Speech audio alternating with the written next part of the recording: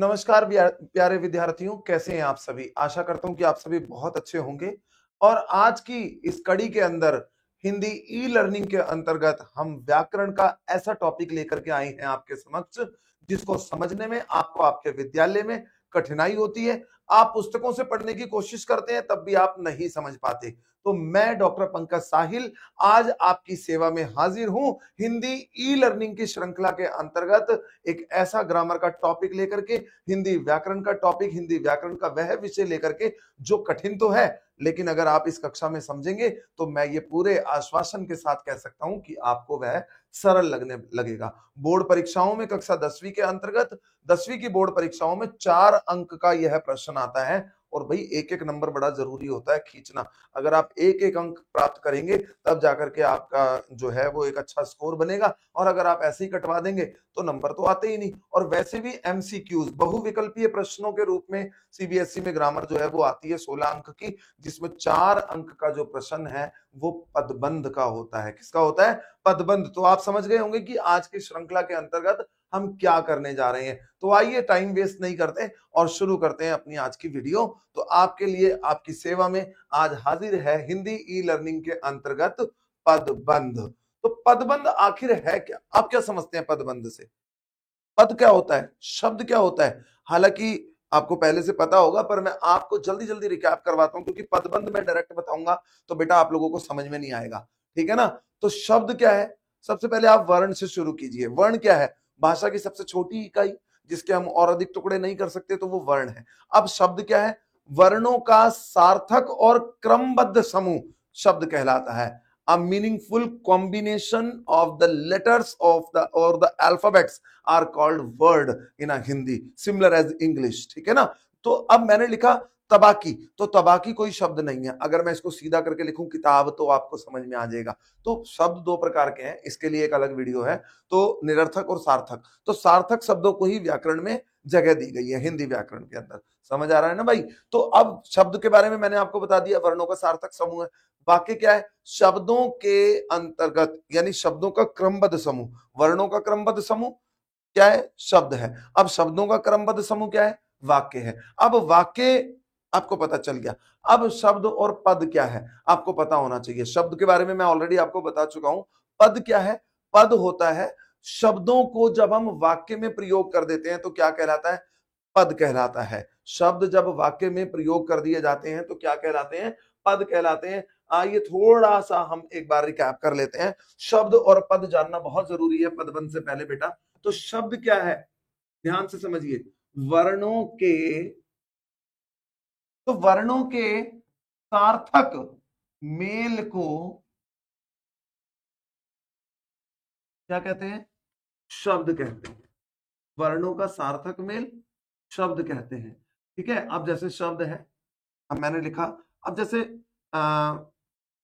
कमल, ल म क, अगर मैंने ऐसे लिख दिया तो क्या ये शब्द है?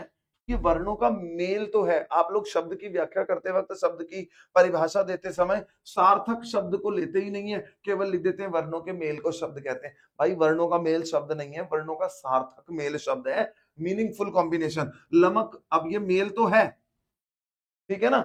वर्णों का मेल तो है, लेकिन ये शब्द नहीं है क्योंकि इसका कोई अर्थ नहीं है। अब अगर मैं इसको ऐसे लिख दूं कमल, तब आप समझ जाएंगे कि कमल जो है वो एक पुष्प का नाम है, भारत का राष्ट्रीय पुष्प है, और ये एक वर्ड भी है, एक शब्द भी है। तो क्लियर हो गया? अब देखिए पद क्या है। पद क्या होता है? शब्द जब वाक्य में प्रयोग कर दिए जाते हैं तब इन्हें क्या कहा जाता है? पद कहा जाता है। ठीक है बेटा? अब जैसे एक उदाहरण भी ले लीजिए। कमल भारत का राष्ट्रीय पुष्प है या फूल है। ठीक है ना? अब यहां पे कमल जो है वो वाक्य में आ गया। ठीक है? अब जब वाक्य में आ गया तो वो क्या बन गया? शब्द ना रह करके पद बन गया।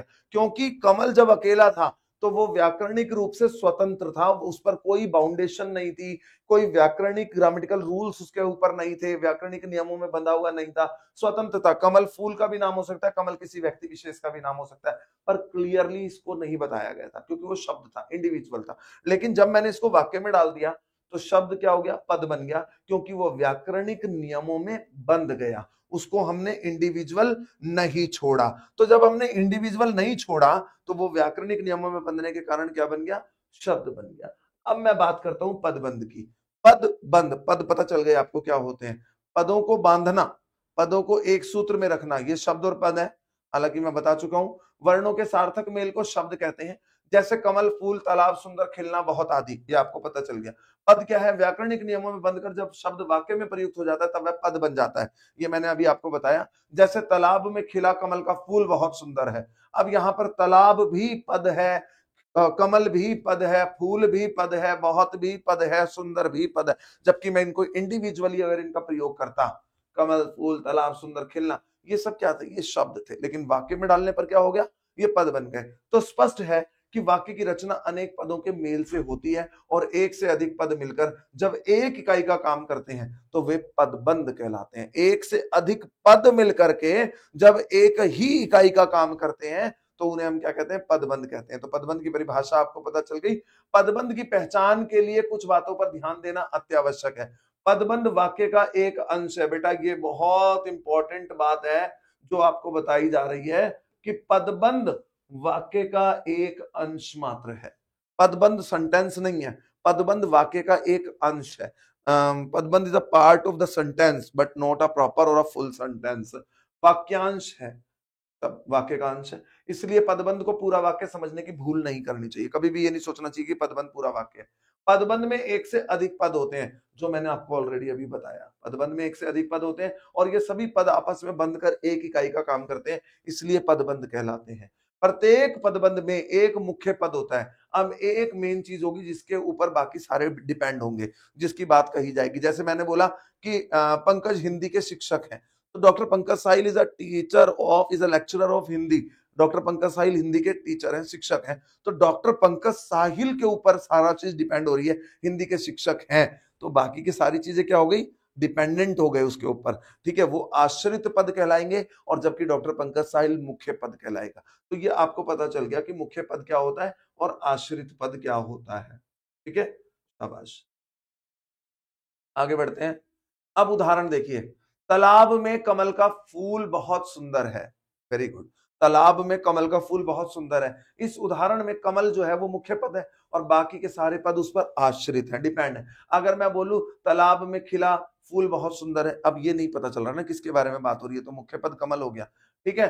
अब तालाब में खिला कमल, ये तीनों पद आपस में बंधकर पदबंध बना रहे हैं। अब मैं खाली अगर बोलता कि कमल का फूल बहुत सुंदर है, तभी भी ठीक होता, तालाब में खिला तभी भी कमल के लिए बात हो रही है। तो रेखांकित वाक्यांश का अंतिम पद कमल क्या है, संज्ञा है। कमल क्या है, नाउन है, तो इसलिए यहां पर संज्ञा पदबंध है। समझ आ गया।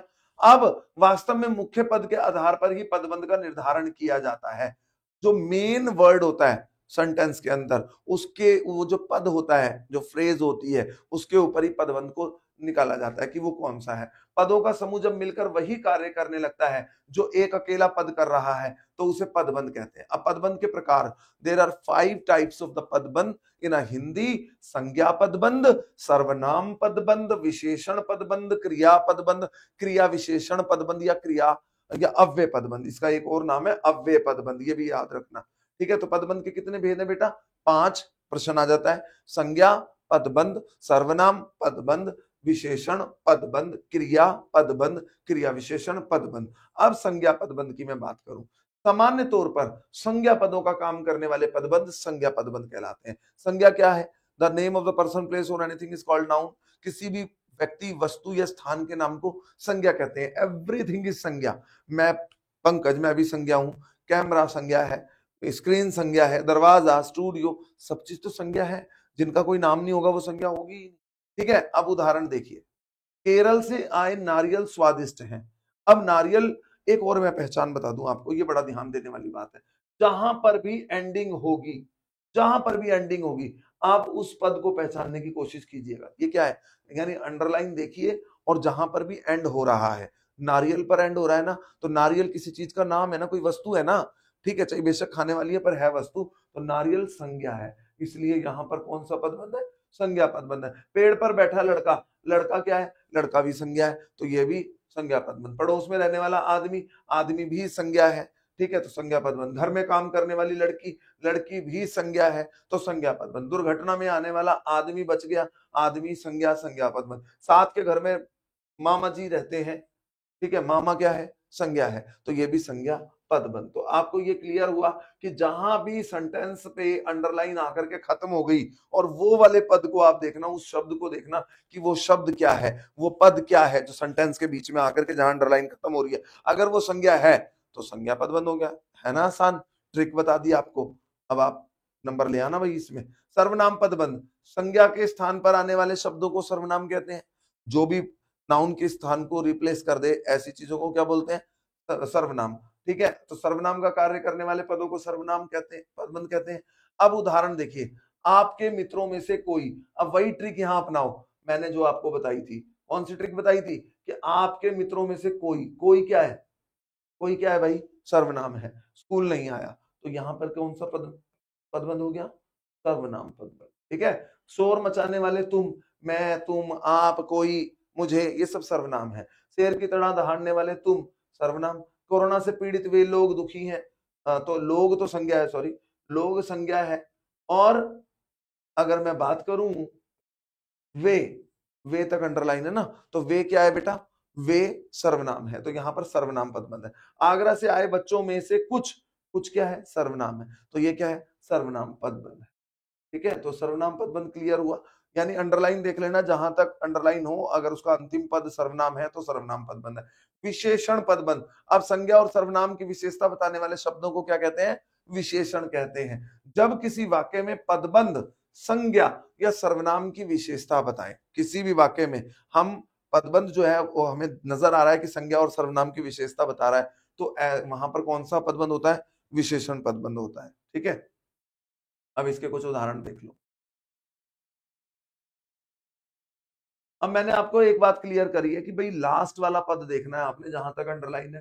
पेड़ पर बैठा बच्चा मेरा भाई है, बैठा, पेड़ पर बैठा, आपको लग रहा है। अब एक विशेषण के लिए एक ट्रिक और बता दूं मैं, चाहे अंडरलाइन जहां तक हो, लेकिन उसके अगला पद आप देखिए, बच्चा, गाड़ी, छात्र, लोग, मुझे, या तो वो अगला पद जहां तक अंडरलाइन हो रही है, या तो वो अगला पद संज्ञा होगा या सर्वनाम होगा, या तो नाउन होगा या फिर प्रोनाउन होगा। तो आप समझ जाना, क्योंकि नाउन या प्रोनाउन की तो विशेषता बता रहे हैं ना, तो तुरंत बात देखो, बच्चा संज्ञा है, गाड़ी भी संज्ञा है, छात्र भी संज्ञा है, लोग भी संज्ञा है, मुझे कौन है, सर्वनाम है। तो संज्ञा और सर्वनाम की विशेषता बता रहे हैं। पेड़ पर बैठा, भाई पेड़ पर बैठना उसकी अपनी विशेषता है। 7 बजे आने वाली, तो ये भी विशेषता है। मेहनत करने वाले, ये भी विशेषता है। रोज कसरत करने वाले लोग स्वस्थ होते हैं, ये भी लोगों की विशेषता है। बरगद की घनी छांव, ये भी विशेषता है। तो पेड़ पर बैठा, पेड़ पर बैठना उसकी एक विशेषता है। बच्चा मेरा भाई है,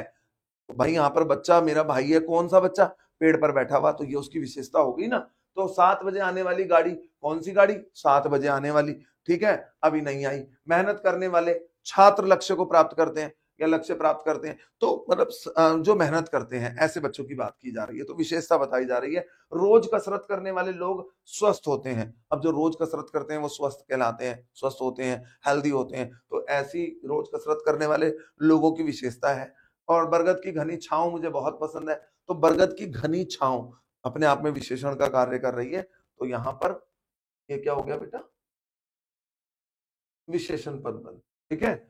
अब अगला है चौथा, क्रियापद बंध। मैं बहुत शॉर्ट करके बताता हूं बच्चों को ताकि जल्दी समझ में आ जाए, क्योंकि इतना टाइम नहीं होता, लंबी चौड़ी वीडियो कोई नहीं देखता।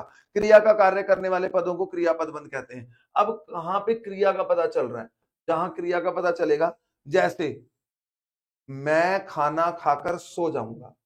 अब भाई मैं खाना खाकर सो जाऊंगा, तो यहां पर सोना क्या है, क्रिया, कोई काम हो रहा है, ठीक है ना। अब मैं, सुरेश कल ही चला गया था, चला गया था। मीरा नाच कर थक गई, थकना अपने आप में क्रिया है। वैसे तो नाचना भी है, लेकिन नाचना क्रिया विशेषण भी है। भूख लग रही है, लग रही है, लगना क्रिया है। माँ के जाते ही दरवाजा बंद कर लेना क्रिया है। कोई काम हो रहा है तो ये सब चीजें क्या है, क्रिया का बोध करा रही है, किसी काम को करने का बोध करा रही है। इसलिए हम कह सकते हैं यहाँ पर कौन सा पदबंध है, क्रियापद बंध है। और अगला है जो लास्ट है क्रिया विशेषण, इसका एक नाम और है बेटा, मैं वो बता देता हूं आपको। इसको अव्यय पदबंध भी कहते हैं। यदि बोर्ड में अव्यय पदबंध आ जाए तो आप कंफ्यूज मत होना कि भाई सर ने हमें ये वाला भी बताया था, हम देख करके आए हैं। अव्यय पदबंध क्रिया विशेषणों का या अव्ययों का काम करने वाले पदों को क्रिया विशेषण पदबंध या अव्यय पदबंध कहते हैं। कौन से पदबंध कहते हैं, अव्यय पदबंध या क्रिया विशेषण पदबंध। अब उदाहरण, क्रिया विशेषण होते क्या है, क्रिया की विशेषता बताने वाले शब्दों को क्रिया विशेषण कहते हैं। अभी देखिएगा, वह सुबह शाम दौड़ लगाती है। दौड़ क्या है, क्रिया है, दौड़ लगाना।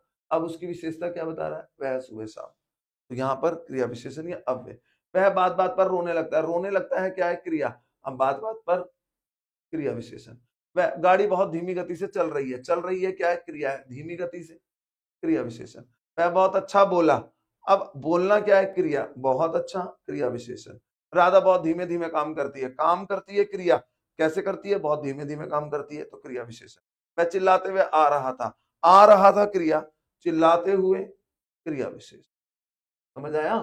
हाँ, तो अभी ये तो मैंने बताया, पर अब मैं इसके कुछ एग्जाम्पल्स भी आप लोगों के लिए लेकर के आया हूं और ये आपको पहचानने हैं। निम्नलिखित वाक्यों में से पदबंध पहचानिए। उस घर के कोने में बैठा आदमी। अब मैंने आपको क्या बताया था, याद करो जल्दी से भाई। उस घर के कोने में बैठा आदमी, अंडरलाइन कहां तक है, आदमी तक है। कहां तक है, आदमी। और आदमी क्या है, हाँ संज्ञा, शाबाश। तो यहां पर वेरी गुड, इसका मतलब आप समझ गए, संज्ञा पदबंध। क्लियर। नदी कल कल करती हुई बह रही है, बह रही है, ठीक है ना। बहना क्या है, कोई काम हो रहा है, क्रियापद बन, शाबाश।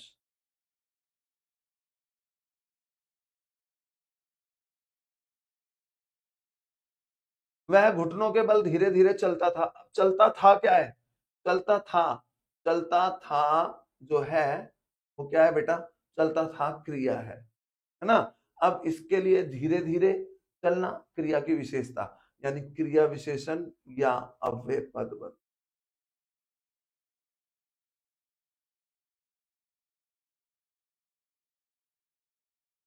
ठीक है। अगला है कभी असत्य ना बोलने वाले देश का गौरव। अब असत्य ना बोलने वाले क्या है, अगला क्या है, इससे अगला पद देखो, ये क्या है, संज्ञा देश। अब असत्य ना बोलने वाले विशेषण, ये तो विशेषण हो गया, देश का गौरव होते हैं, तो विशेषण पद बन। ठीक है। आपके मित्रों में से कोई समय पर ना पहुंचा। अब यहां पर आपके मित्रों में से कोई, कोई क्या है, सर्वनाम, तो यहाँ पे क्या हो गया, सर्वनाम पद बन। तो आपने देखा पहले वाले में आदमी तक अंडरलाइन था, उस कोन घर के कोने में बैठा आदमी, ठीक है, तो ये क्या हो गया। अब अगर खाली बैठा तक होता तो वहां पे क्या होता बेटा, विशेषण हो जाता, क्योंकि कोने में बैठा हुआ था उसकी विशेषता थी, लेकिन आदमी तक है तो इसलिए संज्ञा हो गया। नदी कल कल करके बहती हुई बह रही है, तो यहाँ पर क्रिया हो गया, बहने के नीचे अगर आप अंडरलाइन देखेंगे तो। वह घुटनों के बल धीरे धीरे चलता था। घुटनों के बल धीरे धीरे, धीरे धीरे क्या है, क्रिया विशेषण या अव्यय। कभी असत्य ना बोलने वाले देश का गौरव होते हैं, असत्य ना बोलने वाले विशेषता है, ठीक है, तो विशेषण पद बन। आपके मित्रों में से कोई समय पर ना पहुंचा, तो कोई आपने देखा, तो कोई क्या है, सर्वनाम है। पदबंध को रेखांकित कर पदबंध का भेद लिखिए। अब आपने खुद ही रेखांकित करना है और भेद भी बताना है। अब अगर मैं यहां तक लगाऊं, घर के पीछे लगा हुआ, अब अगला पद देख लीजिए क्या है, पेड़ है, तो घर के पीछे लगा हुआ क्या हो गया, विशेषण हो गया। अगर मैं पेड़ तक लगा दूंगा तो संज्ञा हो गया, ठीक है, यहां तक लगेगा तो संज्ञा, और अगर वहीं तक होगा तो विशेषण। समझ आ रही है ना।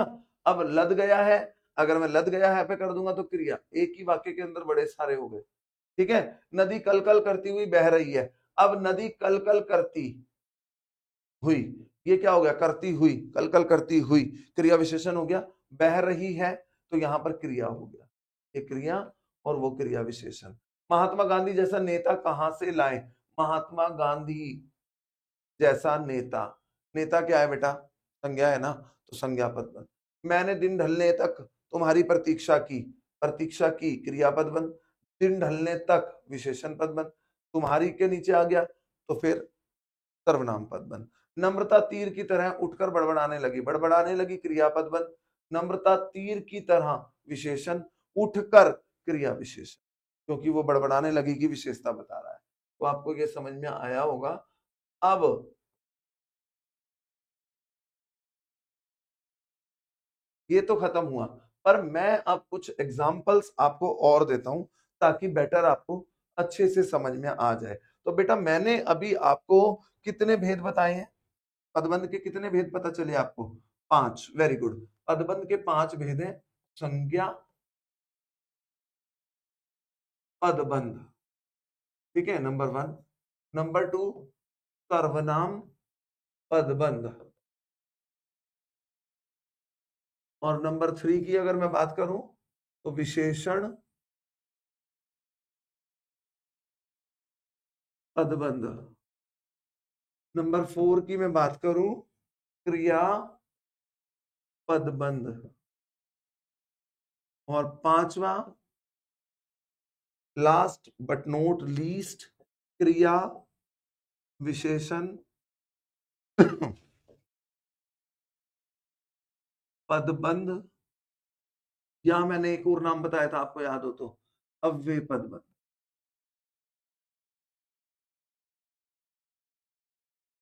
तो ये 5 पदबंध के प्रकार हैं। पेपर में आ भी जाता है कि पदबंध के कितने प्रकार हैं, तो 5 प्रकार हैं।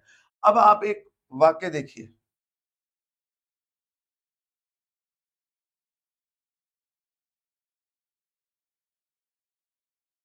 ध्यान से देखिएगा। वे 4 मजदूर, ये मेरी अपनी क्रिएशन है, मेरा अपना वाक्य जो मैंने बनाया। थक कर शाम को घर लौट गए। ठीक है भाई। अब वाक्य क्या है? वे 4 मजदूर थक कर शाम को घर लौट गए। अब आप मुझे बताइए कि भाई मजदूर घर चले गए। अब मैंने अंडरलाइन कर दिया वे क्या है? कोई बता सकता है? शाबाश। वे क्या है बेटा? सर्वनाम पद बन। ये सभी पद हैं क्योंकि एक वाक्य के अंदर बंधे हुए हैं। 4 मजदूर। अब 4 मजदूर, बाद वाला देखो, 4 4 खाली होता, अगर खाली 4 होता, ठीक है, एक चीज और देख लीजिए, अगर खाली 4 होता तो अब हम क्या करते? खाली 4, देख लीजिए, ये 4 होता तो 4 का मतलब है संख्यावाची विशेषण, तो ये विशेषण हो गया। लेकिन अगर मजदूर के अंतर्गत भी है तब हम कहेंगे संज्ञा।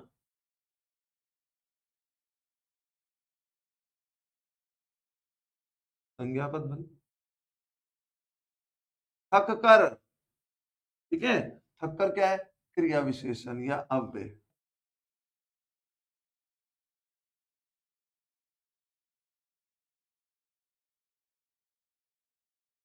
शाम को घर लौट गए।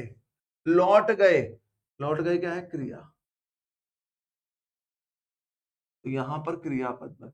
अब मैंने एक ही सेंटेंस के अंदर आपको 5 प्रकार के पदबंध जो है वो बताने की कोशिश की है। आप देख लीजिए, वे 4 मजदूर थककर शाम को घर लौट गए। ठीक है ना भाई? अब यहाँ पे अगर शाम को घर होता तो भी संज्ञा ही होता, घर भी संज्ञा है। अब वे के नीचे था तो सर्वनाम पद बन, 4 के नीचे हुआ तो विशेषण पद बन, मजदूर के नीचे हुआ तो संज्ञा पद बन, थक कर गया है, घर लौटने की विशेषता है तो क्रिया विशेषण पद बन या अव्यय पद बन। और लौट गए या घर लौट गए एक ही बात है। लौट गए, घर लौट गए, तो क्या हुआ? लौट गए तक है ना, तो क्रियापद बंध। तो एक ही वाक्य के अंदर मैंने आपको 5 पदबंध बता दिए, और 5 पदबंध आशा करता हूं कि आपको क्लियरली समझ में आ गए होंगे।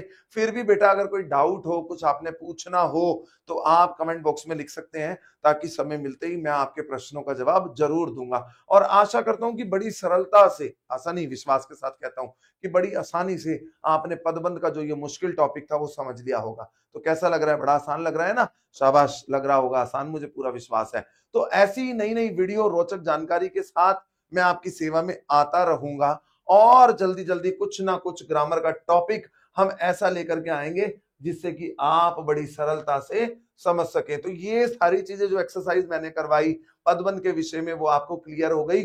और कल फिर अपने वायदे के अनुसार मैं आपकी सेवा में हाजिर होऊंगा अगली वीडियो में, कुछ नया टॉपिक लेकर के ग्रामर का भी, ताकि आपकी तैयारी जो है वो उच्च से भी उच्च स्तर की हो, और आप बहुत अच्छे से अपनी तैयारी कर सकें, और आप हिंदी जैसे विषय में भी अच्छे अंक प्राप्त कर सकें। और अब तो भाई एनसीएफ आने वाला है, अगले साल से इंप्लीमेंटेशन हो जाएगा एनसीआरएफ का, नेशनल करिकुलम ऑफ फ्रेमवर्क, और उसके अंतर्गत भारतीय भाषा जो है वो 12वीं कक्षा तक पढ़नी एक अनिवार्य होगी अंग्रेजी के साथ।